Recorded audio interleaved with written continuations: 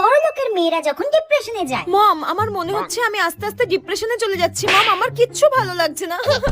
হ্যাঁ, হোয়াট? ডিপ্রেশনে চলে যাচ্ছো কেন বেটা? তুমি এত কি নিয়ে চিন্তা করছো?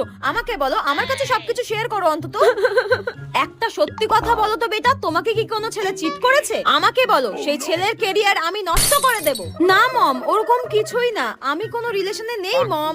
আমি থাকার সত্ত্বেও তুমি ডিপ্রেশনে চলে যাচ্ছো? তোমার ড্যাড এটা জানলে তো আমার সঙ্গে ভীষণ অশান্তি করবে। আমি তো জানি মম, ড্যাড এটা জানলে তোমার সঙ্গে ভীষণ অশান্তি করবে, কারণ আমি তো পাপাকে পারি।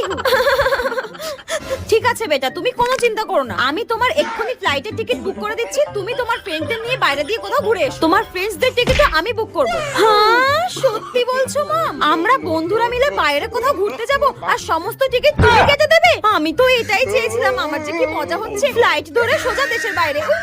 ওকে বেটা, বাই বাই।